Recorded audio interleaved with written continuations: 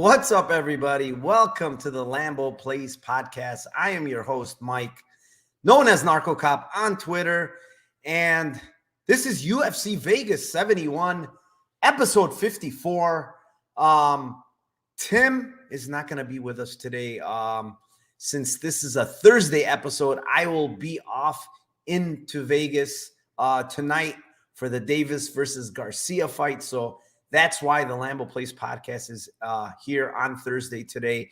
But filling in for Tim, we have a very special guest, one half of the Club and Sub podcast. It is none other than MMA Fox. John, what is up, my friend? Are you What's ready going on? Not much, man. Are you ready for this UFC Vegas 71 card? Yeah, I don't want to say I'm pretty excited about it because it's kind of an awkward, weird card. But yeah, we do it every week. We do the research. I have some spots on it. There should be some watchable fights. We have some entertaining fighters on it. So, a lot of times these cards that have nothing name value end up delivering the most. So yeah, I'm excited for it. Admittedly, this is one of the cards that I have done like the least deepest dive in recent memory, dude. I've been like grinding tape like crazy. This one I didn't go crazy just because with all the shit going on, the house, the fight that I'm going to.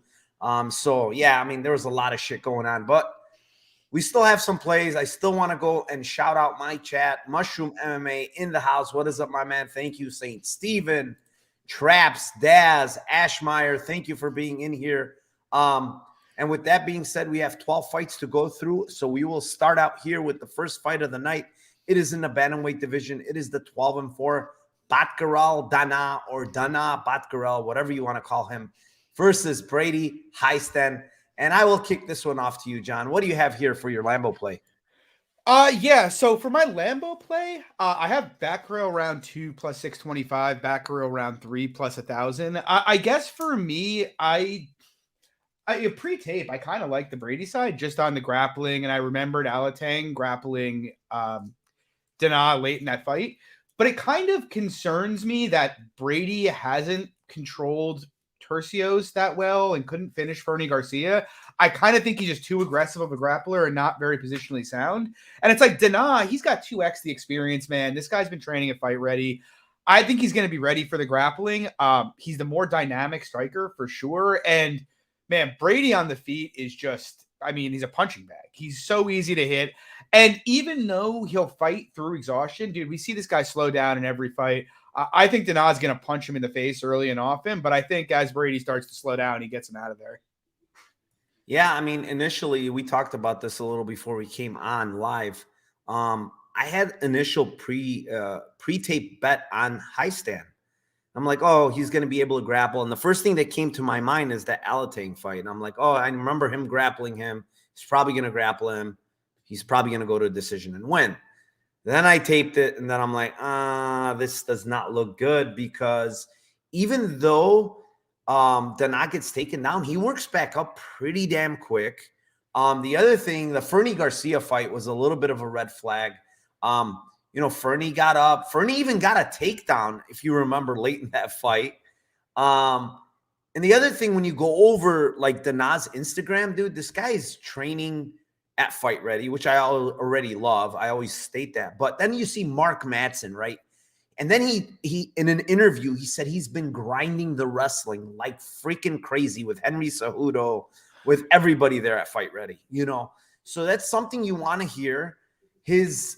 Alatang that's his other thing. Alatang has been his roommate now for the last like 6 months at Fight Ready. He lives with him. He trains a lot of wrestling with him, he said. So, and then Alatang was I'm not going to say he's the best wrestler, but he's a good wrestler. He was on the Chinese national team or whatever. So, I cashed out of my bet basically there. Who do I think wins? I think Batgarel probably finds a KO, but the line absolutely stinks. Yeah. But the biggest win equity here, honestly, for the Hiestand side is decision. And we talked about this. And it's plus 400 right now on DK. And I just don't understand that line. Like if Hiestand wins here, it's probably decision. When you look at money line, he is, plus 120 area. And they're giving you plus 400 on the decision. I think that's way off, man. So My Lambo play here is going to be high stand by decision. I think if he has success in the takedowns, that's how he wins. He grinds out a decision, and it's plus 400. So that's what I'm going to give you as my Lambo play here. But I do think Batgarel probably finds a KO at some point. You know what else is interesting? So you were talking about how he lives with Haley. Santino actually said on his podcast that this dude's been like grinding double sessions, like doing sessions when nobody else is in the gym with him working on the wrestling. And that picture with Mark Madsen, dude, this dude looks the same size as Mark Madsen. Like Mark Madsen is not a small 55er, you know? So it was interesting. You're on mute, Mike. The best thing that this guy ever did, honestly, for his career, in my opinion, is move up to 35. Like, how is this guy fighting at 25, dude? He's massive. You know, he doesn't look small. Fucker. Yeah, and the other thing is, when you watch the Gutierrez fight, like, he was beating the shit out of Gutierrez prior to eating that, spinning shit, Yeah. Like, how often does that happen? Then against Kung Ho Kang, he just kind of, I think that calf kick how did this guy even walk in that fight? Dude, did you see his calf? Yeah, I mean, that was a crazy fight, but also it's like, I think Kung Ho Kang would absolutely tool Brady High Stand. Honestly. Yeah, Kung Ho Kang is a very good striker. I mean, that guy can strike, and he can grapple, to be honest. He's a very good grappler, and he couldn't get, he only attempted 2 takedowns, but he couldn't get Batgarel down on either. Yeah, I mean, I think we're on the same side as far as who's going to win this fight. But yeah, Lambo play, I like high stand decision. I think that line is just stupid. Moving on. Fight number 2. It is in the flyweight division. It is the 12-4 Priscilla Cachoeira versus the 15-4 Karine Silva. I will kick this one off. Cachoeira moving down again. She's like up and down, up and down. She's like a yo-yo, dude. 35-25, 35-25. She's back down to 25 here. She's been on a decent win streak here, 2 in a row. Has looked, she looked good last time out against Lipski, and then, the win looks a little better now after Lipski's last win, right? Yeah. But the Jay and Kim fight, that's a bad look, dude. She was getting, she got hurt in that fight by Kim, right? She pushed through, but then Jillian Robertson, dominated her on the ground, submitted her. Then, this is the red flag for me, right? This is the big red flag with Cachoeira. Go back and watch Luana Carolina. She sucks on the ground, dude. And she's putting this girl in all types of submissions. That is a big red flag. And then when I watch Karine Silva, dude, I really I think this girl just became a brown belt. But, man, I think she's very, very fucking good on the ground, man. She's constantly attacking submissions. I think she's actually pretty good on the feet as well. And when you look at her history, she has what I like to see in grapplers is not just one type of submission. Okay, they're a specialist. Like for instance, Jillian Robertson's a specialist with the rear naked choke. Yep. But when you look at Karine Silva, dude, she has all fucking types of submissions. You name it, she has it in her career. So basically what I'm saying here, Cachoeira's takedown defense is not good, and her sub defense is not good. I think she's going to get subbed here, but the sub line is not worthy of a Lambo play. I'm going to go with Silva round 2 specifically. It's plus 600. I think maybe Cachoeira, as she's fresh, it's going to be a little bit harder to sub her. But I think in round 2, she might be able to get it. She got it against that Yan chick who's an absolute fire hydrant. I just don't think Cachoeira is very good on the ground at all. And I think she's going to sub her eventually. I got plus 235 early, and I absolutely bet it for max on Bet Online, but that line's completely gone. So, Silva round 2. If you want to sprinkle in Silva round 2 sub, I think it's 800. It's not much difference. So I'll just go round 2 plus 600. What do you have here, John? Yeah, so I have similar thoughts. I have a couple things here. I don't really like either of these women. I do agree with you about Silva's jiu-jitsu game. I do think her submission game is pretty slick. But in general, I get weird vibes from her. I don't think she's the best striker. I suspect she might be a bit gassy if she gets pushed. But to your point, I would say Cachoeira not even just is not very good. I think she's probably one of the worst grapplers in either division in the UFC, if not the worst. I had max bet Sijara Eubanks against her before Eubanks missed weight. And like, I was very, very confident she was going to run through her on the mat there. And so the way I kind of am looking at this fight, I have questions about Karine Silva's cardio down the stretch. And obviously Cachoeira is a big hitter. But with that said, I kind of like Silva round one, because I think if it's easy for her to get her down, I think she could just cut through her and sub her right away. And that's a plus 525. And then I also kind of like on the back end of that, Cachoeira KO round 2 and KO round 3 are plus 900, plus 1100. I don't really see a path to Cachoeira subbing Silva here. Like, I would be blown away if that happened. And I kind of think she's going to need to finish this fight. So it's like, if Silva pursues the takedowns early, I think she might get her out of there in the first round at a pretty decent clip. And it's probably going to be via submission. So I like the Silva round 1 sub. I like the Cachoeira round 2, round 3 KO. Yeah, I like that. I mean, maybe once FanDuel lets out those props, I might take some of that 1-2 submission if it's good for Silva. I just think it happens probably early, like you mentioned, round 1, round 2. I'm thinking maybe, this girl survives round 1, but we'll see. Moving on, fight number 3. It is in a featherweight division. It is the 7-0 Francis Marshall versus the 11-2 William Gomes. John, what do you got here for your Lambo? Yeah, so I guess the way I look at this, first of all, it's like Northeast Jiu-Jitsu ace against French grappler. We know how these go, but obviously, the Marshall submission line isn't really a Lambo type play here. But I think when you look at this fight, Gomes is a big guy, and coming into this fight, I was kind of, before I taped it, flirting with the idea of Gomes because I think Marshall's got some holes in his game. I'm a fan of him long-term, but he's a very raw fighter. He's only 24 years old. But after taping it, I was like, man, Gomes shouldn't have much for him. But that said, Gomes is pretty strong and he's really big. And I think he can provide some resistance early, but he's also never fought anybody as good as Marshall in his career and anybody that can push the kind of pace that Marshall can. And as I already mentioned, it's like, I think when it comes to submission grappling, there's a huge gap here. And so while I think Gomes might be able to, hold his own in the clinch and, maybe counter grapple a little early in this fight, I think the pace of Marshall is going to break him here. And when it does, I like the round 2 and the round 3 sub looks here. Marshall round 2 plus 900, round 3 plus 1100. I mean, he could KO him, but I kind of think if Marshall's smart, he's not going to sit at the end of the reach of a guy who's 4 inches taller with 4 inches of reach. He's going to crash the pocket like he normally does and try to grapple him. So I like the sub look in general, but I really like sub 2-3. Yeah, man. I like what I see a little from Marshall, but then I still think this guy's a little green.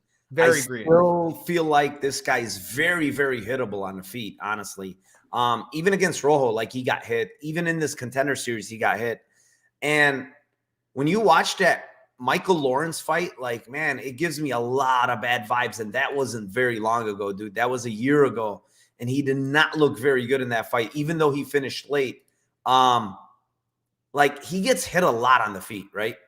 The one thing that you said that I noticed as well is I feel like Gomes looks very fucking strong in the clinch, man. When he grabs a hold of people, like body lock, like they're usually going down.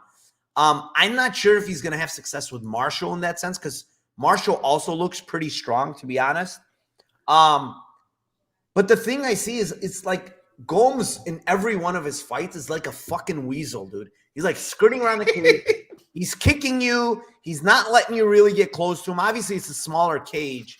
But the thing is, I think he's better, way better defensively. That's the thing. On the feet, he's way better defensively than Marshall. Marshall gets hit a ton, man. Look at his stats in just, a couple of fights. He's getting hit a lot. I bet Rojo against him. And I did as well. And he lands a lot. Listen, he lands a lot as well. But he gets hit a lot. And that's not a recipe, a good recipe in the UFC, The thing, I don't think Gomes is much of a finisher at all. But I do think he has decision equity here. And that's fair. 400 by decision, the way he fights, the way, people can't really get off much on him when he watches fights is going to keep it probably a low volume type of fight, just based on how he fights. And to be honest, I want to see what happens if Marshall gets taken down, gets put on his back. What happens? We don't know. As far as grappling, I do think Marshall is the better grappler. I just, from the times that I've seen Gomes on his back were very early in his career against Morgan Charrier and another instance. I forgot which fight it was that he got grounded, but he instantly got back up. The one against Charrier was very weird. Like, he was pretty much beating Charrier in the grappling, but he got heel hooked. So it's like, okay. So yeah, man, I kind of lean go. I think this line is a tad. I opened minus. I think Gomes opened plus like 3 something, which I think was that's crazy. Yeah, he was minus 400. I think Marshall opened. Let me see. Maybe I'm wrong. Yeah, minus 400. I'm betting. What? Yeah, dude. I mean, it instantly got slammed, but yeah, he opened minus 400, which is crazy to me. I don't know how they came to that number. Real quick, Serenity asked, does Marshall have good cardio? He has excellent cardio. Yeah, his cardio it checks out. Yeah, it really does. He keeps pushing and pushing. He's a firefighter, he's not a full-time fighter. That's another kind of. Is he? Is that right? Yeah, he's a firefighter. I thought Fire Marshal was just kind of a play on words with the name. Look at his Instagram. Like, not even like 2 years ago, he was so happy he got on the department. Here's a picture. Shit. Yeah. So good benefits. Yeah, I mean, yeah, of course. Yeah, he's a firefighter. So, yeah, I mean, that's it. I like Gomes by decision here. It's plus 400. I think that's a little bit off. I think that's his win equity as well. That's where he wins most of his fights. Moving on. Fair enough. Fight number 4 is in the heavyweight division. It is the 8-2 Muhammad Usman versus the 4-0 Junior Tafa. And this fight just reeks, dude. I don't want to touch it right now at this price. It's even money. I want nothing to do with this fight. There's too many question marks on Junior Tafa. And when I watched his last fight against, the Asian guy? The Jurdish fight. Dude, that guy's like 43. Huh? Okay. Well, when after getting taken down a couple of times, he gets up and he's literally exhausted, bro. Yeah. Fucking Tafa's exhausted. I'm like, dude, this guy has no cardio. What the fuck's going on here? Second of all, this guy shouldn't be fighting at heavyweight. That's the other thing. Like, he's a tweener. Like, he shouldn't be fighting at heavyweight. And when you listen to his interview, dude, it's not what you want to hear. He's like, I'm so happy now at heavyweight. I can eat whatever I want. I'm like, dude, that's not what I want to hear from you, dude. Like, okay, that's not good. Usman just sucks to me, though, man. He's low volume. He's looking for one shot all the time. Like, I would think I want to see a lot of wrestling from him, but for some reason in the 2 fights on Ultimate Fighter, he doesn't wrestle at all. Then it comes to the fight against Pauga. He doesn't wrestle at all. He loses round 1, by the way, against Pauga, 10-9 in 2 judges' scorecards. He looks like shit, and then he lands a big shot. Okay, is that really replicable? He better wrestle here. Is my point. Yeah. If he doesn't wrestle, he might get touched up on a feet because I think Tafa's a lot faster and he's a lot cleaner. The thing that I really like here is round 2, round 3 for Usman KO. It's 1,300 and 1,900. I clearly think he has a cardio edge here. Like, the guy's been 3 rounds many times. He definitely has a cardio edge and he has a wrestling edge. If he gets this fight down to the ground, like in round 2, he might just pound this guy out because he's dead tired. He can't do shit. So give me Usman KO2, KO3. It's 1,300 and 1,900. What do you have here, John?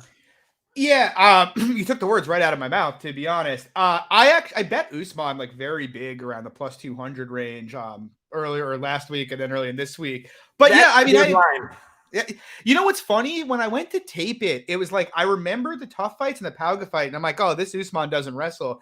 But then you go back and you watch Pretty Tough, and like his nickname was the Motor because all he was doing was like cardio wrestling guys regionally. So like it's there, and everything you said about Tafa, I agree with. I mean, Mike? Did you watch this guy's glory fights at all? Yeah, he's gas is bad, dude. He literally just kind of does a high guard, shells up, gets in the pocket, and just swings till someone dies. And every time this guy would take a step up in competition, he would just get absolutely murked in glory. I don't think he's a very good kickboxer. He obviously hits hard, but and like as you mentioned, that fight against Durdurovich or whatever the hell his name is, that guy's a 43-year-old man. He is not really a fighter anymore, and this guy was getting him the dominant positions. I think Usman, look, if his team knows the game plan, he should absolutely tear through this guy. On top of which, like, even if he doesn't wrestle, I want him to. Like, let me be as clear as I can be that I want Mohammed Usman to wrestle in this fight. But even if he doesn't, dude, Junior Tafa has no defense at all. Like, the guy enters hands down every time. You know, his footwork's not very good. And, like, Usman's, yeah, he doesn't have many good tools on the feet, but he's got a decent jab and he's got a good check left hook. And that left hook is going to be there all day with the way Tafa enters the pocket. So I think he's got numerous paths to the KO here. I do think, obviously, the path of least resistance is on the ground. As Fresh Gamble says, Usman is so shit. I agree. I don't think he's very good. But what I can tell you is I watched Usman regionally fight better grapplers than Tafa and wipe them out. Not like good grapplers, but Junior Tafa is a very bad grappler. I'm very certain of that. So, like, I have very little doubt Usman works him if he goes to the grappling here. Yeah, I'm with you. I like the 2-3 KO. I like, you know, the Usman ITD in general. It's like plus 170, not really a Lambo play. But I do think it covers some of the, if Tafa's just so bad on the ground and he gives up an arm triangle, you can get that. Just FYI for people to, another thing is this guy broke his, some part of his hand. And that's why he pulled out of the Acosta fight, last one. So he's fighting like 2 months later. I don't know. Has he trained at all? I have no idea, dude. He's talking about eating. That's all he talked about is eating on his thing. I'm like, what the fuck? This is not good. This guy's probably going to – he might just go in and try to kill Usman in round one. And if he doesn't, he's probably going to die. Dude, Usman's kind of durable too, though, man. He is pretty durable, but I don't like his striking, to be honest. No. He's very, very wild, very, very, like, wide with his punches. Extremely wooden, too. I think that's going to, it's kind of going to be a recipe for disaster if he doesn't be careful. Because I do think Tafa's the way cleaner striker, but yeah, agreed. But yeah, I agree with you that it's such a big cardio edge, in my opinion. Moving on. Fight number 5. It is in the featherweight division. It is the 16-4 Karol Rosa versus the 8-2 Norma Dumont. What do you got here, John? Yeah, I mean, in terms of the fight itself, this has been kind of, I'd say maybe the toughest fight of the week for me to get really a good read on, because there's aspects of Rosa's game that would make me want to favor her against Dumont, but she's moving up in weight to 145 against Dumont, who cannot make 135. Like, this is a thick lady who is very strong. So, I mean, that is extremely concerning for me. But at the same time, Rosa's pace is kind of crazy. So it's like, and Dumont's gas is pretty suspect. So from that angle, it's like I'd normally be kind of leaning Rosa, except then, again, on the other side, I think there's a pretty big grappling edge if Dumont gets Rosa down here. We've seen Karol Rosa on bottom pretty much look helpless. And look, I know you can say it's Sarah McMahon, and that's true. And it's Larissa Pacheco, but it's like every time Karol Rosa has ended up on her back, I've seen in her career, she's looked kind of sketchy down there. She got armbarred by Gatto. I don't think she's got the most, or was it Gatto? She did get armbarred regionally. I don't think she has the most, the best positional IQ when it comes to submission grappling. And on the Dumont side, like, I think Dumont's going to try to wrestle her here at times. And so I see the Dumont sub number plus 900. I know Dumont's not the best grappler, but it's like one of these things where if she gets on top, this could end up looking like plus 200 if she gets on top of her early in this fight. I don't really love anything else because, like, I was tempted by Rosa 2-3, but it's like, I mean, Rosa doesn't hit hard. And like Dumont's hung in there with some women at 45, putting a pace on her. So like, I don't don't love that as much as I thought I would. So yeah, I like the Dumont submission here, plus 900. I think it's a decent shout. For a lot of Rosa's fights, like I went back and watched outside of the one fight versus obviously McMahon, she lost, but outside that Beth Correa fight where she just like kind of lit up Correa on the feet, she's used a lot of grappling. Like she has takedowns. And the one thing that stuck out to me here is She's moving up to 45. She's not going to be the stronger girl in here, in my opinion. And I don't think she's going to have success taking down fucking Dumont. And if she does, I don't think she's going to keep Dumont down. Dumont gets absolutely right back up when she gets taken down. It's hard to keep her down. She's the bigger girl for sure. And to be honest, John, I think she's the better striker, man. I think Dumont's the better striker. She's got more power, in my opinion. Look, this is the one thing I noticed with Dumont. She doesn't, when you look at her career, there's no KOs. There's none, zero. Yeah. But dude, she's dropping people left and right, hurting. Like she hurt Macy Chiasson really bad, made her want to grapple in that fight. She dropped, I know it says one knockdown against, I think, Wolf, but she dropped Wolf twice in that fight. Really hurt her bad. And Wolf is a fucking striker, right? She was outstriking Wolf for sure in that fight.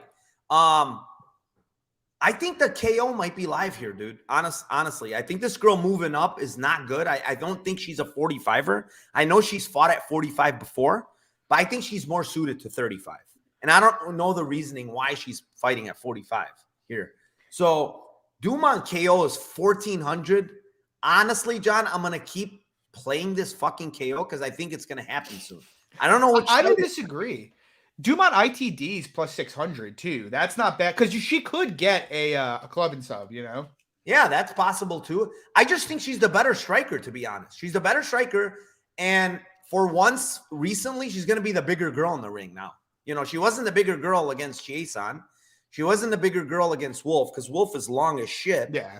But I think she's going to be the bigger girl in the ring today. So come Saturday. So yeah, I like the Dumont side. I'm thinking of actually betting her, to be honest. She's a little bit of a head case. That's my thing with her. Like, that's why I don't want to pull it. But I clearly think she's the side, overall skill wise. And then the fact that Rosa's moving up to 45. So yeah, I agree completely. Moving on, fight number 6. It is in the bantamweight division. It is the 28-10-1 Ronnie Yaya versus the 12-2 Montel Jackson. I mean, Yaya's coming off an injury. He's coming off a very long layoff now. How long has this layoff been? Yeah, I mean, it's 1 year and 4 months, 5 months. That's not good for a 38-year-old. He's kind of a one-trick pony, man. He needs to get the fight to the ground. Let's put it that way, period. He's got no shot on the feet against Montel Jackson. But, man, I went back and watched just the recent fight against Kung Ho Kang. And literally every single punch was hurting this guy. Like, he dropped to his back multiple times. Like, he looked very out of it. I don't know what was going on because historically, Yaya's, like, hard to knock out, right? Like, how many times has this guy been knocked out? Maybe a couple times. Has he been knocked out at all? I don't. Yeah. He got knocked out by Benavidez. I remember that, but I don't remember who else. He's only been knocked out twice in his career. Okay, twice. Yeah. In 39 35, fights. Yeah, which is impressive, right? But I do think his chin is kind of going away, and I saw it in the Kang fight. And the other thing with Montel Jackson's, like, he's got a fucking shit ton of knockdowns, dude. But the one thing with him is he's got no killer instinct, dude. None. He gets people down, and it's like they all survive. JP Biden survived fucking 4 knockdowns, bro. Like, where's your killer instinct? He doesn't have it. He has power. Like, he has that reach, a huge reach advantage. But I don't think he has killer instinct. But I don't think he needs it in this fight, to be honest, John. I think the reach, the size, I don't think is going to be successful for Yaya to get this fight to the ground. I'm going with Jackson round 2, round 3. I think it's going to be accumulation type of thing. Maybe mercy stoppage where the ref is like, you know what, that's enough. Plus 550, plus 900, not the best numbers. They're on Bet Rivers, but I think he's going to stop this dude, man. I don't like what I've seen from Yaya lately. What do you have here, John? So while I more or less agree with most of those takes for this fight, and I also do like the Jackson round 2, round 3, especially because Hani in recent years, we've just seen this guy fall apart down the stretch quite a bit. You look at the Barzola fight, that was a draw in a fight that he really should have won because he just completely collapsed. But what I will tell you is, I got a fucking Lambo for you here. JP Bays is a flyweight who took the back of Montel Jackson and mounted him. Brett Johns took his back multiple times. I agree. If he doesn't get this done early, Montel's going to take over and probably put him away. The guy's hardware is just on another level, and Yaya's is falling apart. But Hani Yaya, round 1, submission, plus 1,800. He's going to come out. He's going to go for legs. Montel gives up the back. I know the man has meat cleavers for hands, and no one's been able to choke him yet. But, like, this dude has not had a guy like Ronnie Yaya on his back yet. I think there is, I'll put it this way, if Ronnie's going to win this fight, it's probably going to be by a round 1 submission, right? That's kind of what I think. I agree with you.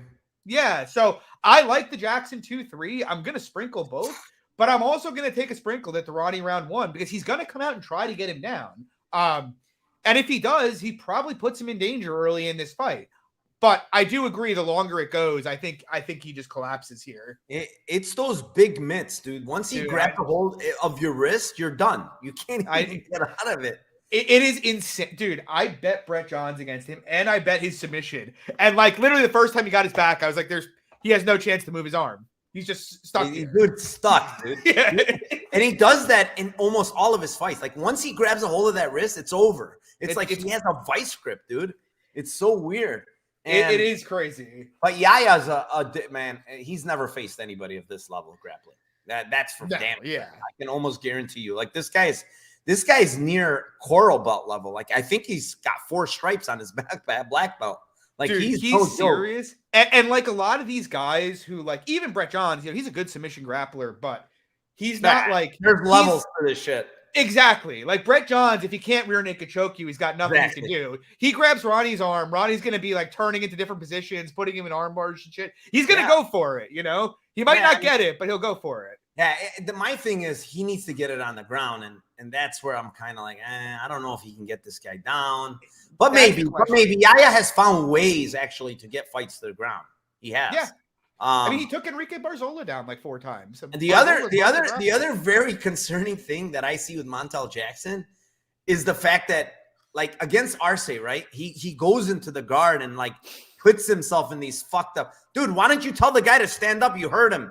No, he decides to jump in his guard. So he's a head case. Montel Jackson is not a very smart fighter. I don't really think, and I have heard this from other people, I don't think he takes fighting very seriously, and from what I've heard, that's the truth, and it kind of shows in there all day long.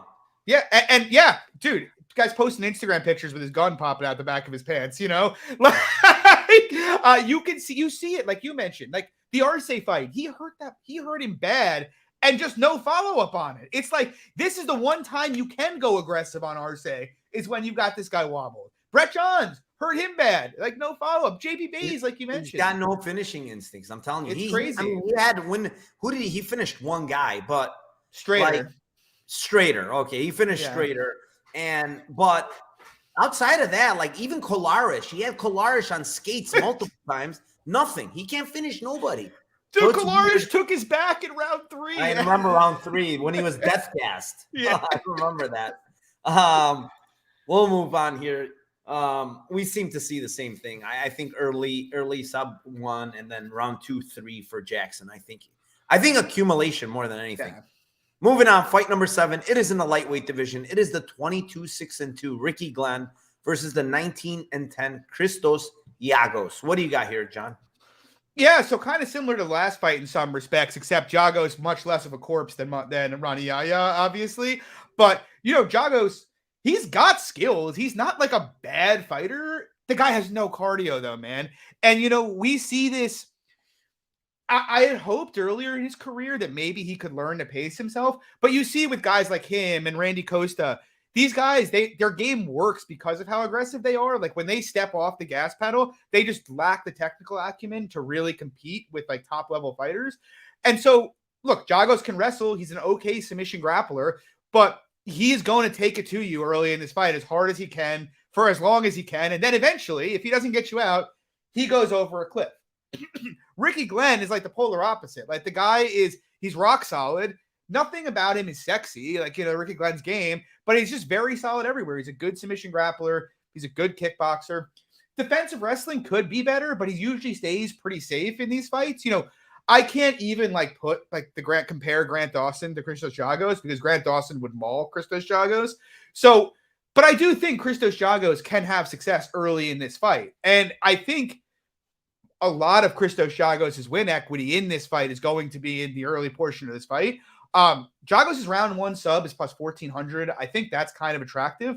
On the other side, I actually kind of like, the Glenn sub here too. Glenn sub's been at plus 700. The guy's he's a pretty good submission grappler. I think he's a brown belt, if I'm not mistaken. He just got his black belt like about 6 weeks ago or something, 9 weeks ago. There you go. And Giagos, as he starts to get tired, will start making really sloppy positional mistakes. And so while I like the Glenn finish down the stretch here, 2-3 in general, I think the plus 700 is kind of nice because I could see Giagos even putting his head in something early here. It wouldn't be the first time he's done it. So I like a poke on the Giagos round one sub plus 1,400, and I like the Glenn sub in general plus 700. Yeah, I mean, you broke it down as how I see this fight going. But the thing is, I really like round 2, round 3 here for Glenn. It's 1,000 and 1,400. And when I look at Glenn historically, right, guy has, and this is just pure stats. I'm not even talking about some of the fights where he's looked good late, right? He's got 9 of his wins, of his 22 wins in round 2 and 3. Wow. So almost half of his wins are late, right? Then when you look at his other fights that go to decision, dude, he always looks dangerous in round 3. Yeah. Look at the fucking last fight where it could have been stopped against literally, right? In round 3, in a fight where he was grounded for the majority of round 1 and 2. He's getting absolutely mauled. And then he's the one with the fucking cardio in round 3, coming forward, landing, coming up on top and absolutely smashing Grant Dawson for the good majority of that round. Giagos falls off a cliff, dude. He doesn't even have Grant Dawson's cardio. So it's like, dude, if Giagos doesn't have success early, he's going to absolutely break this guy in round 2 and 3. Dude, and if you remember what he did to Gavin Tucker, when guys slow down against Rick Glenn, he absolutely punishes them. That's exactly my point. Even in the fights that have gone to decision, he's fucking absolutely murdered some of these guys in 2 and 3, And it's like, you're giving me plus 1,000 and 1,400 for a guy that has very good cardio against a guy that has shit cardio? These are exactly the ones I love. I'm going to put, maybe it doesn't hit and maybe Glenn doesn't finish him. But I bet you if it goes to round 3, there's going to be some hairy moments for Giagos. I can almost assure you. And so I'll take the 1,000 and 1,400 here. I really, really like those props on Ricky Glenn, round 2, round 3 here. Yeah, I agree. That's really nice. Moving on, fight number 8. It is in the welterweight division. It is the 11-2-1 Jeremiah Wells versus the 11-4 Matt Semmelsberger. I mean, this is another fight. One guy has cardio. The other one looks like he falls off a cliff early. But Jeremiah Wells, man, he is fucking super explosive early, man. Super dangerous. Has a shit ton of power in his hands. Has very good grappling. I mean, this is a black belt under Gracie, Daniel Gracie. So he has very good jiu-jitsu. But, and a big but, I think he falls off a cliff. This guy absolutely gets tired. I can assure you that he can't keep up this pace for 3 rounds. The other side, Matt Semmelsberger, I think he can keep up a pretty good pace. I think he does have pretty good cardio. In the one fight against Fletcher where he was getting grounded a little in that fight, he looked good in round 3. I think he got on top of Fletcher. He landed a takedown in that fight in round 3. And he has pretty good ground and pound when he's on top. He is throwing. And on his feet, I do think the guy has power. You watched the Jake Matthews fight. I mean, he's fucking rocking Jake Matthews left and right in that fight. And the question with Wells is his cardio, man. It's a big, big, big question mark. And I don't think he can change his fighting style. He's just a guy that's going to come out, throw big punches. And the thing I noticed is he kind of takes it easy, but the minute The minute the opponent pressures him a little, he starts winging big bombs. Like, he can't help himself. He's going to wing them. And can he press Semmelsberger on the fence and get takedowns? Yeah, I'm pretty sure he can. But I'm also pretty sure Semmelsberger might be able to get up. Can he sub Semmelsberger? Yeah, I mean, I think he's the better submission grappler. But Semmelsberger has shown that pretty good sub defense. Like, I think he knows what he's doing on the ground. He's which fight was he where he was in a deep arm triangle and he had answered Fletcher? It might have been Fletcher. He was answered the phone properly. And Fletcher's a powerhouse too when he's on top. Like, that guy's powerful. So with that being said, this is another fight that smells the same exact way the previous fight smells. I feel like Wells is very live early, but I think as this fight goes on, I'm going to favor Semmelsberger in a big way. Round 2, round 3, again, plus 1,000, plus 1,400. And the one thing that Semmelsberger has shown me is durability, dude. Like, he got absolutely mollywopped by Chaos Williams in some of those sequences, and he took him. And we know Chaos has huge power. So I have to go with the durability. I have to go with the cardio. I have to go with the guy that's a little more proven in the UFC and Matt Semmelsberger. So give me the round 2, round 3, plus 1,000, plus 1,400, the same exact numbers for the previous fight for Ricky Glenn. What do you got here, John? So I like 3 spots here. 2 of those spots are the round 2, round 3, Matt Semmelsberger. The other spot I like, and I like quite a bit, and I guess you can even just go round 1, but I like the Wells submission here. I honestly feel like you could be right, and I don't disagree. Semmelsberger has shown decent submission defense, but having a Gracie black belt who is a physical, athletic freak on top of you like Jeremiah Wells is just, it's something we haven't seen Matt Semmelsberger deal with in the past previously.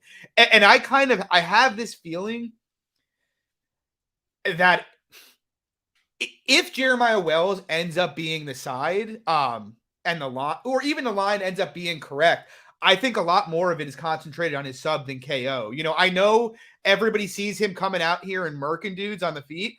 Matt Semmelsberger's got a fucking jaw, though, man. Like, this dude, like, you watch that Chaos Williams fight, this guy's eating flush right hands like they're nothing. He just doesn't. Like, even Morono, you know, I know Morono is like a skinny, fat white guy, but, you know, he can crack a bit. And Semmelsberger, like, he took all those shots, no problem, man. I think he can weather the shots that Wells is throwing at him. Like, this is not Warley Alves. It's not Court McGee. But I do think, though, if this line proves to be correct, it's going to be because there's a huge edge for Wells on the ground. And if there's a huge edge for Wells on the ground and in the jiu-jitsu realm, I think sub plus 350 is a pretty decent look here. And I think sub round 1, I think Rivers, if I'm not mistaken, has plus 900 to Wells sub round 1. I think that's a decent look as well. Like, if Wells is smart, he's going to do what he did against Blood Diamond. He's going to come out here, he's going to bomb into the clinch, and he's going to try to drag him down. If he doesn't, I'm with you. Look, I think there are some questions about Wells' cardio because it's like he hasn't been extended that often. But I am with you. It's like a guy who's as tightly muscle-bound as Jeremiah Wells, who uses as much explosive energy as he does. It's very hard for me to imagine he can fight like that past 6 or 7 minutes. You know, I have to believe it to see it to believe it. I just can't believe it otherwise. So I do like the Semmelsberger props here, and I also really like the Wells submission. Yeah, I mean, I kind of see it the same way. I think Wells is pretty live early. He's so explosive and strong. Yeah. Like, I don't think Jedi is stopping the takedown. But I also think, like, Wells, what I don't like, and I didn't mention this, his striking is god-awful. Like, his technical aspect of striking. Horrible. It's fucking horrible. His feet are way off balance. Like, he's, like, jumping into punches. And he can get countered, like, really, really bad. Dude, shame on Warley Alves for letting him just explode him like that. Yeah. Like, he had to know what was coming at him, you know? Warley hurt him at the end of the second. I don't know if you remember. I mean, end of the first. Like, he started getting to him, and then Wells is at the beginning of the second. Wells like, I gotta fucking go for this right now while I have a little bit of juice, and it ended up happening for him. But yeah, I mean, Semmelsberger. Someone mentioned something that's pretty key. Like, he's seen similar fights. Like, he's right. Like, yeah, Chaos, but Chaos doesn't really grapple. But Fletcher is kind of a similar fight, like explosive guy that I can agree. grapple. Pretty similar fight here for Semmelsberger. I agree with you there. Yeah, I mean, I like the Semmelsberger side overall, to be honest, and I might actually play a money line on him. Moving on, the one thing I do want to say is if you do like Semmelsberger, wait for a live line. I think you're 100%. You're probably going to get a better number. So that's what I'm waiting for, just so you guys know why I haven't actually played him. Dude, Mike, even if it's in the middle of round 1, like wait Yeah, and see how he holds up under Wells' strength, 100%. That's what I'm going to wait for, and then I'll click him. Moving on, fight number 9. It is in the flyweight division. It is the 13-5 Eastman Lucindo versus the 7-3 Brogan Walker. And I will give this one off to you, John. What do you got here? Hey, so before I go, have you seen anybody with the split decision props up yet? Because I was trying to find it for this fight and I couldn't find it. Yes, split decision is up on DraftKings, I believe. It is. I'll give it to you right now. Either way, you want either way is plus 400. Yeah, and what about for the fight?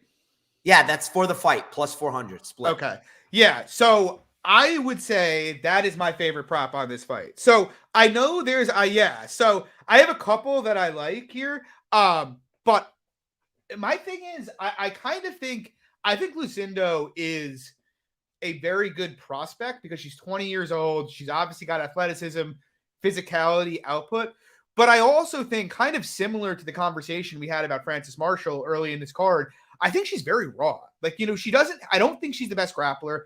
I think she's got some issues in the defensive grappling. And I kind of think someone who's just going to pump a jab or a 1-2 down the pipe is going to have some success against her. And so with that dynamic, it's like Brogan Walker, I am not a fan of at all. But at the same time, it's like this is a woman who won a decision against Miranda Maverick. She beat Hannah Guy and Laura Gallardo. She's beaten much better fighters than Yasmin Lucindo has beaten at this point in her career. And so what we've seen throughout Laura Brogan's career is physical grapplers are generally been the people that have given her major issues. And she's not going to get that here. Yasmin's going to come out there, and I trust Yasmin's output more. I trust her power more. So I do favor her to win this fight. But I also just have this sneaking suspicion that unless Yasmin can explode her, which she might be able to, but unless she can explode her, like if they go 15, I think it's going to be a competitive bout. So I like the split decision. I also like, though, with that said, I don't like how low Walker keeps her hands. Lucindo does throw heat. She kind of reminds me of John Lineker. I don't mind the Lucindo KO here, plus 325. And I also, shout out to, Pepe, who called this out to me earlier in the week. I don't mind the Walker sub at plus 1,800. Again, I'm not saying bet a lot of money on it, but if you want to throw a sprinkle, this is the Lambo Play podcast. If you want to take a shot at a big number, I think Walker sub is an interesting play, but I like the split more than anything else. Wow, I'm pretty surprised you went with split here, which is a different look. Man, I just think Walker stinks, dude. I'm sorry. I can't. I know she beat Maverick earlier in her career, and I know, I know she has a couple of decent wins against Gallardo and Guy. But when you're getting fucking outboxed by Juliana Miller, it's a fucking problem, dude. I know. Like we just saw Juliana Miller absolutely get fucking mauled by Veronica Hardy, right? And Miller, who's obviously she destroyed her on the ground, but she was winning the striking in that fight. And Miller's literally one of the worst strikers I've seen as far as technical aspect. Like she's terrible. And like Lucindo, like I think she's actually like when I went back and I watched a Yasmin fight, I thought Yasmin was going to knock her out. First of all, I liked Yasmin in that fight in a big way.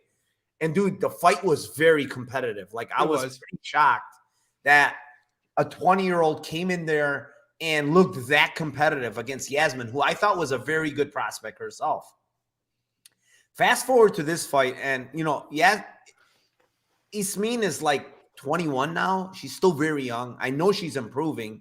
She, like you said, she throws with a lot of heat. And like, even in the grappling though, John, like if you watch a regional tape, Ismin, she fucking goes for a lot of wrestling, man. I know she didn't do it in the fight against, in her UFC debut, but she does it a lot on tape, man. And she looks pretty strong doing it. And it was at 25. Like For some reason, she fought at 15, her last fight. I have no idea. Maybe it was late notice, whatever. But she's a 25er. You know, she's fought at 25 a lot, and she's used grappling a lot. And the amount of ease that that Miller used to get that fight to the ground and just like pass positions. How is fucking Brogan Walker a black belt? This is my thing. Like, she looked fucking atrocious on the ground. So I will say, to your credit, you're not wrong, and that fight is what scares me the most, because the funny thing is I bet Brogan Walker against Juliana Miller, which is the reason Miller looking so good there. I did not bet Macedo against Miller, and then that fight happens, and I'm like, Miller's exactly what I thought she was. Literally exactly what I thought she was. Yeah, I mean, you're right. I mean, the thing here is, I see a KO one way or another. Like, the thing is, on the feet, I think she can hurt her bad. And I think if she takes her down, she can pass, like, just like Miller did, because I don't think Miller's like something special. But the ground and pound from Lucinda is probably better than Miller's, and Miller stopped her. So to me, it's like KO is plus 360 actually on FanDuel. I kind of like that side, man. Yeah, it's on FanDuel. It's plus 360. I kind of like that, man. I don't think Brogan Walker is UFC level at all. Fair enough. And it's kind of weird to say that, because she has a win over Maverick, like you said, right? But, like, I think that's a different Maverick than what, like, if Maverick fought her now and not 5 years ago, she probably fucking destroys her. So, yeah, I mean, and she survived Blanchfield somehow. I don't know if you watched that one. Like, Blanchfield almost finished her a couple of times in that fight. So I think Lucinda should find a finish, but again, it's 125. It's women's MMA, so don't count on it. And the line is kind of low, but that's my favorite Lambo play, honestly, of this whole. Yeah, I mean, to be honest, like, the reason I picked split is just because, to your point, it is 125. Like, I was going to go with that KO, but I was like, that's 125. How likely is the KO really, in the UFC? But I'm with you. I mean, I think Walker's trash. I agree. She doesn't beat Maverick today. No chance. Yeah, Brandon, I think this fucking card is trappy as hell. I really do. Feel like there's a lot of traps here for people, like guys that look good or girls that have looked good, and they shit the bed. Listen, at the end of the day, I do want to make this girl's still 21 years old. She's very fucking young. So she can absolutely shit the bed here. I'm not going to say that. But skill-wise, she looks much better than Brogan Walker does. Moving on. Fight number 10. It is in the lightweight division. It is a 29-14-1 Bobby Green versus the 19-6 Jared Gordon. And I'll kick this one off. Plain and simple, I think Bobby Green knocks this dude out. Plus 350 KO. He's not going to have success grappling Bobby Green. He's going to get touched up on the feet. Bobby Green is a lot faster. I think Bobby Green's a better wrestler. I mean, I like, don't get me wrong. I like Jared Gordon. I think he's a tough guy. I think, him moving up to 55 has probably done his chin a little better. He got robbed against Paddy Pimblett, I think, in my opinion. But it's a different fight. And Bobby Green on the feet is so much better than this guy. He's so much faster. He's so much cleaner. And it's like, how does Jared Gordon win? I think one way, if Bobby Green fucks around, right? And it's possible, I guess. But he hasn't been fucking around lately. I think he's been like on point. Outside of getting like absolutely mauled by Makhachev, like he was beating Dober pillar to post in that round, before getting caught, right? So Gordon doesn't really have power to like really starch this guy. And it's like, how the fuck is this guy going to win this fight? Get Green to the ground. It's not really, it's not something that many people have had success with. So I like Bobby Green by KO here. I think it's going to be more like attritional, maybe round 2, round 3 KO, but Bobby Green KO for me, plus 350 is the way I'm going to go. John, looks like he's on the opposite side. You know me, John Stargarian only bets dogs, yada, yada, yada. Nah, I laid the juice on Bobby Green's money line here. He's going to put fucking hands on this dude, man. I am telling you. Like, it's funny because I saw some people on Twitter being like, oh, there's value on Jared Gordon. And I've always been one of Jared Gordon's biggest fans. I feel like the market perpetually underlines him. Now I feel like it's the reverse situation where he performed well against Patty, and now Bobby's minus 250 against this guy. Dude, Bobby Green outlanded Rafael Fiziev by 30 significant strikes. This dude doubled up Drew Dober on strikes at distance before he got KO'd in that fight. This guy's been outstriking guys that are on a different level. And Jared Gordon was out here having competitive minutes on the feet with Joe Selecki, for fuck's sake. With Patty Pimblett, he got outlanded at distance. The real path here for Gordon, as you said, is to grapple. But like Clay Guida attempted 14 takedowns against Bobby. He got 3 takedowns, but he couldn't hold him down. I'll tell you what, Jared Gordon does not have the cardio to attempt 14 takedowns. We've seen it over and over. Look, he's got decent cardio if he can kind of grind you out on the fence or lay on top of you. But, dude, he's not laying on top of Bobby. Bobby's a good scrambler. He's going to get up. I think he's going to stuff most of his takedowns. And, like, at range, man, the speed difference here is just – it's gigantic. He is going to put hands on this guy. I'm very confident in that. Quick question. I'm sorry to cut you. But if he lands what he was landing on Drew Dober, is fucking Gordon going to stand there? No. Bro, he's going to be done.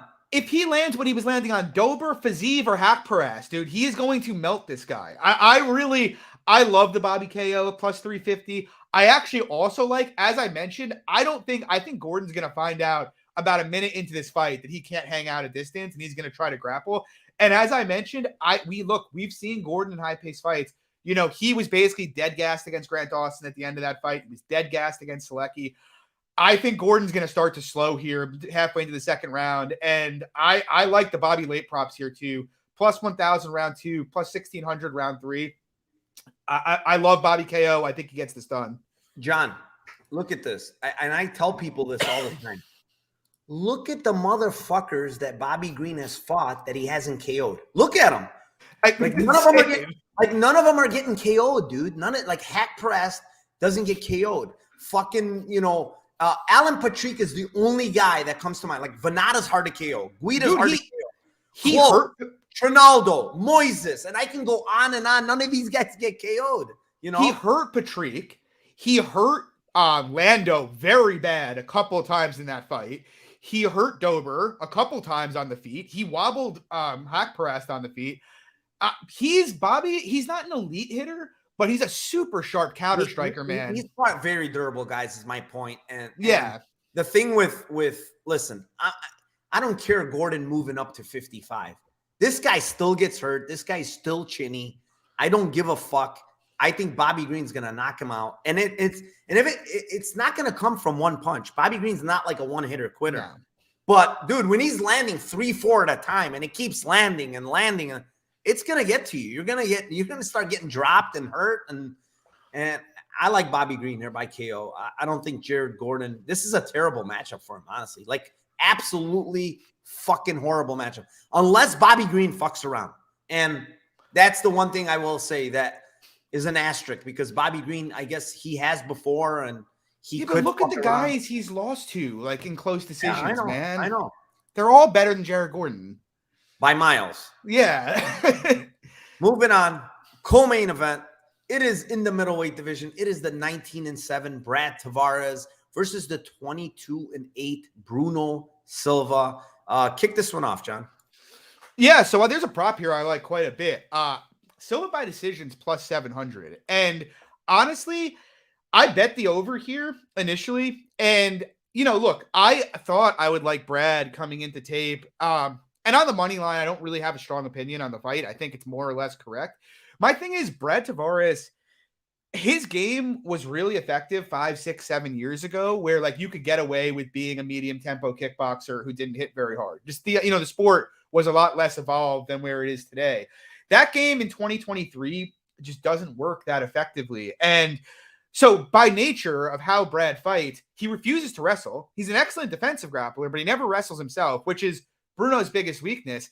And by nature on the feet, like, Brad basically has to be perfect every time out there. Like, he basically has to like convincingly outpoint guys. Like 2 fights ago, this guy outlanded Omari Akhmedov 84-48 and went to a split decision. It's just how he fights. He doesn't hurt guys much, and he's fairly low volume. Now he's taking on Bruno Silva, and I've had my issues with Bruno Silva, but look, Silva's a good counter striker, or he's a solid counter striker, and he hits pretty hard. And so, look, Silva looked horrible against Gerald Meerschaert.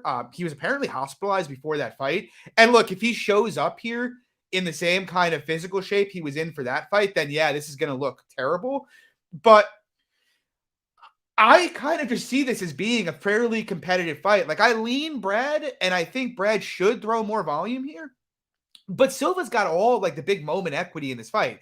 Like, if we're seeing someone's head get snapped back or wobbled a couple of times, I think it's very likely going to be Brad. You know, he's open to be hit, and Silva will counter. You know, we saw Silva clip Pereira hard a couple of times in that fight. The only reason I'm not like betting on the KO is just because I think Brad's chin has gotten kind of a bad rap off the Edmond fight, and I actually think it's a bit better than, you know, the market thinks it is. Like Drickus went out there and landed 130 strikes against this guy. His chin is very good, in my opinion. Yeah. Like the Edmond fight, it was a head kick. Yeah. He got dropped before the head kick, though. Yeah, but it was the head kick that put him away. Yeah. And the only other guy to KO him in the UFC, I believe, if I'm not mistaken, is Whitaker, who Bosch, I think. Bosch is a giant, though, you know. Like, Bosch is like a 205er. Yeah, so like I look at this fight and I feel like Silva could KO him, but I don't think it's super likely. And so in a fight that's going to be a fairly competitive on minutes, and one guy has like a pretty substantial power edge, and you're giving me that guy at plus 700 to win a decision on a fight that I think is going to go the distance, like, give me that all day. I like the Silva decision here. All right, John. So now you're talking my language, because I have a bet on Silva for half a unit at plus 7. It's 750, by the way, if you want it on DK. Okay. By decision. That line is completely off, because one thing we've known is death, taxes, and fucking this guy going to decision. I mean, Brad Tavares is a decision machine. Whether he loses or goes, you know, it's always fucking going to decision.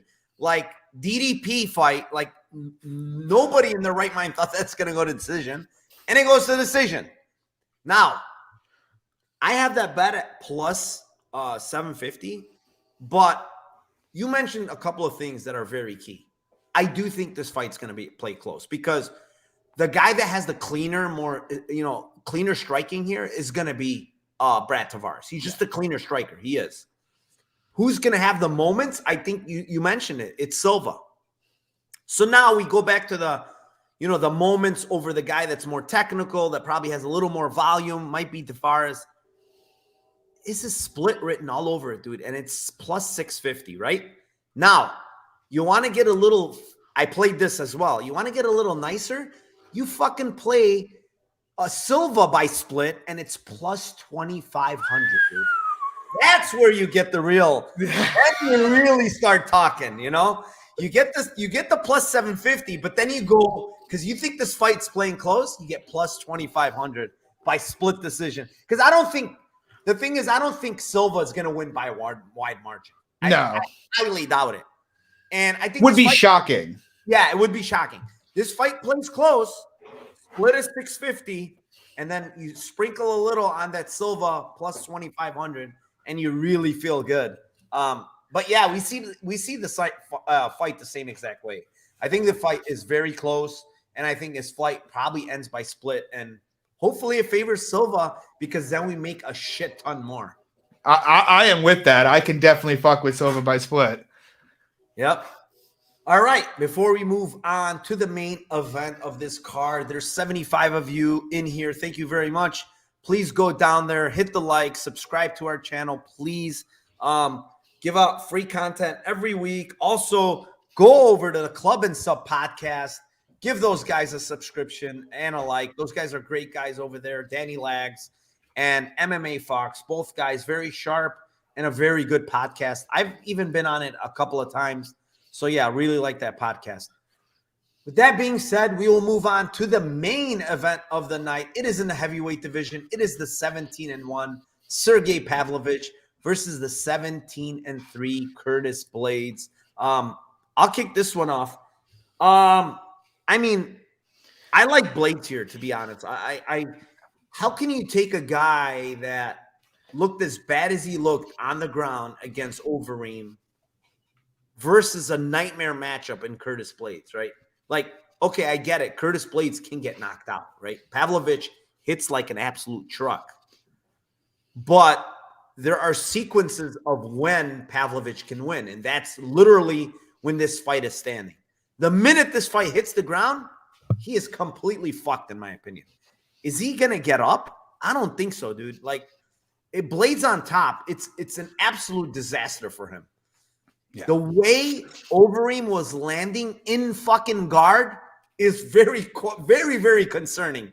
So if he's landing those in guard, what happens when Blades goes to like half guard? Like, what happens to this guy?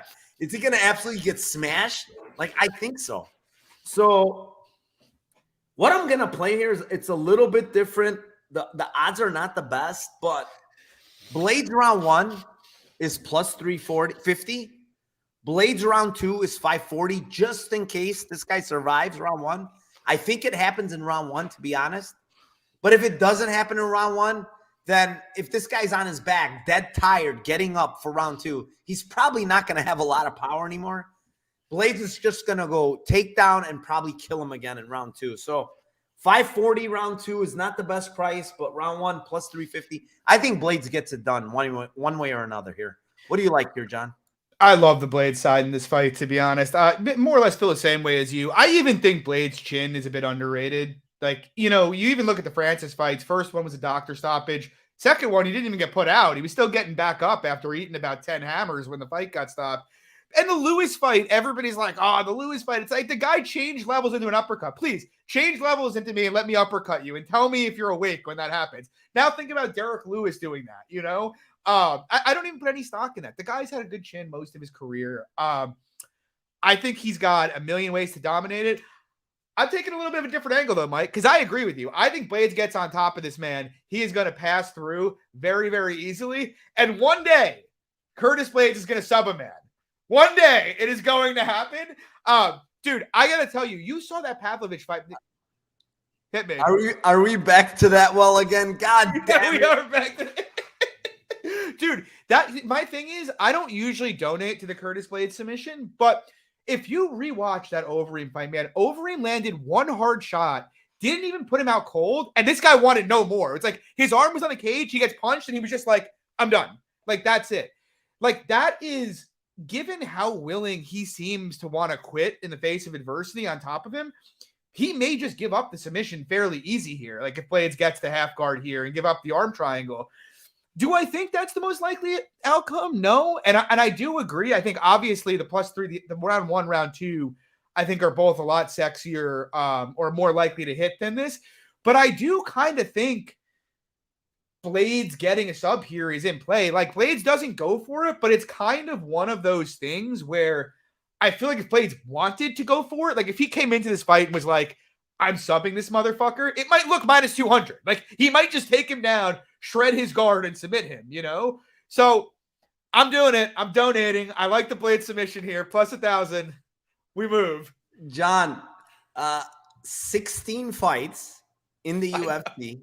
The motherfucker has like, I forgot the amount of takedowns. I don't have in front, but I think he has somewhere in there like a 50 some takedowns in the UFC, right? 50 plus. He's not attempted one fucking submission. I know. I'm not putting my money on this motherfucker no more. There's no more. Not a dime. I'm not. If someone told me it's plus 10,000, I wouldn't put a dime on it anymore. He doesn't attempt it. He doesn't go for it. I don't know why. Go for it for once, you motherfucker. You're constantly hitting and dominating positions, but he never goes for it, dude. He just, I don't know. His brain is like wired to ground and pound. Like I don't think he just. Maybe he doesn't even train it. I don't know. To be honest, I have like a low. I'm hoping this isn't the outcome here because it means Blades is fighting stupid. And I bet him on the money line. I like low key have this feeling he's gonna chin check Pavlovich on the feet though. I think Pavlovich is there to get cracked, man. Like, dude, look at how wild this guy explodes into the pocket. Blades is not Tai Tuivasa. This guy's not gonna drop his hand and start swinging wild hooks. Like, he's gonna sit in there and counter. And I think this guy is wide open to get cracked on the counter, honestly. Yeah, I mean, that's possible too. By the way, 62 takedowns, John. 62 UFC takedowns with no sub attempts from this motherfucker. And can you imagine the ground time he's had, like in those 62 takedowns? But Mike, you know what I'm hearing when you say that? He's due. Like he's due to attempt one here. But God damn it, if I even saw a couple of sub attempts, I'd be like, all right, you know what? This guy's at least gone for it. I have to try to poke. It's like a huge number. What is the number, anyways? Plus 1,000? No, it's 1,600 if you have Unibet or Bet Rivers. There you go. 1,600, dude. Like, yeah, but it's still, I have to see some subs, John. It's killing me. I can't. But I see the angle. I mean, I've played it a couple of times, and my question is, like, how often do you get a grappling advantage that's this pronounced where the submission line is this wide? Almost never, you know. But with Blades, it seems like every single time. That's my thing. Every single time. This is the case. Okay, like we go back and we say, you know, Blades against Rosenstruck. How big is the gap in the grappling? Huge. What was his price then? I think I bet it, by the way, in that fight. I don't remember, but I think I did, because I'm like, oh, Rosenstruck sucks on the ground. This is, you know, he didn't even attempt it at all. Nothing. Zero. You know, was happy to be in half guard or whatever the fuck it was, and time was just going away. And I was like, it's like death with 1,000 cuts. You know, it's like cut, and I'm about to die, and eventually I died in that fight. But yeah, I'm done with this guy with his sub. Hopefully he gets it done in round 1 and 2, and we both are happy. I like the round 1-2 a lot. I really think he's gonna finish. I really think he finishes him. And listen, Pavlovich can knock him out. Don't get me wrong, guys. Like, he hits very hard, but like, you're counting on something to constantly happen over and over and over and over again. And I know it's happened in the UFC with Pavlovich, but he's fought guys that don't have the – I mean, look at the matchups they've given him. That's the other thing. They've given him Maurice Green, Abdurakhimov, Derek Lewis, Tai Tuivasa. None of these motherfuckers can grapple, right? They're like, here you go, Pavlovich. None of these guys can grapple. Go in there and knock him out. And he did it. Now he's going to face a guy that's going to go and grapple. How is he going to fare? I don't think he's going to fare well. So, Me neither. Yeah, we're both on the same side here. But that does it, guys. All 12 fights for UFC Vegas 71. Thank you to John. Lambo parlay? Oh, Lambo parlay. That's right. See, the guest reminded the host. I like that, John. Go ahead with your Lambo parlay. Oh, Mushroom is reminding us too. All right, boys, get your pencils out because this is hitting here. Should we strap in for this one? You should strap in for this. And Mike, I want to let you know, if you run into Curtis Blades in Vegas this weekend after this hits, please buy him a bottle of Cristal, and I will Venmo you with my winnings. All right. Well done. All right, here we go. We got the Bruno Silva decision plus 700. We got the Bobby Green KO at plus 320, and we got Jeremiah Wells by submission at plus 350. The odds on that are plus 15,020. So go out there, put $100 on it, and go get yourself a new car, get yourself a vacation. I don't fucking care what you do, but I'm telling you, this is cashing this weekend. The guest is coming in here and making noise. I actually like this one, honestly. I like Silva decision. I like Green KO a lot, and I like Wells sub. I mean, he's live for it in the beginning. So, all right, mine's not that crazy, but it can get crazy. So mine is Dana by KO, Karine Silva by submission, Green KO, and Jack. Who's this fucking? Why did I put Jack? Who's Jack? I put it short for someone. Who's Jack? Yeah. Oh, Jackson. Montel Jackson by KO. Sorry. I'm like, why did I put Jack? So yeah, Montel Jackson by KO. That thing is gonna pay you 54-1. And if you want to really get crazy, you add Lucindo by KO and you get fucking 234-1, John. And then we start partying, my friend. But yeah, thank you very much to my host, John, for coming in and filling in for Tim while Tim is gone. John, tell them where they can find you, what you have going on, your beautiful podcast and everything else. Go ahead. Yeah, guys, you can find me on Twitter at MMA Fox. If you ever want to talk fights, anything, my DMs are always open there. Club and Sub Podcast, you can find it at the Club and Sub Podcast on YouTube. We go live every Wednesday night at 7 p.m. Eastern. Obviously, it's up to watch whenever. And this Saturday at 1 p.m., I will be doing, because Tim is also out, I will be doing the pre-show spaces with Sean Orr, chatting this card, all the money line bets, everything that's good. You guys want to hop on, throw some content out there, tell us what you like. That'd be great. But yeah, guys, I appreciate all of you. Mike, thank you so much for having me. I really appreciate it. I had a fun No, time. bro. Thanks for coming on. By the way, I do want to mention this. I don't know if you can do it or someone else. I will not be doing the live spaces this week. Sean and I are going to do it, I think. Awesome. All right. There you go, guys. So live spaces with Sean and John. They're going to have it going. I'm sure you guys are going to have Rich in there, maybe commentating or whatever. And yeah, I'm going to be in Vegas probably at the fights at that point. I will probably pop in and bullshit with you guys a little here. We will miss you because you managed to keep the inmates from running the asylum, whereas Yeah. Sean and I are not so good at that. Uh-oh. You guys, if I give you a tip, keep the speakers to a minimum, dude. I was going to say, we're going to have 20 speakers up there. It gets too crazy in there, dude. It really does. And I had like a bunch of people like sending me, can we please like not have 20 speakers? Like it gets too, it makes sense. You know what it is? A lot of people actually bet live while we're talking about, like they're not even watching the fights. So when like 10 guys are talking, they don't even know what the fuck's going on. So no, it makes sense. Yeah. I mean, that's it, guys. 12 fights, 12 or 24 Lambos with 2 Lambo parlays. Thank you very much again, John. And to 67 of you still in here, hit the like on the way out, subscribe to the channel, and hit that notification button so you guys can get the notifications when we go live. And one last thing, let's fucking cash those tickets for UFC Vegas 71. Take care, everybody, and good luck.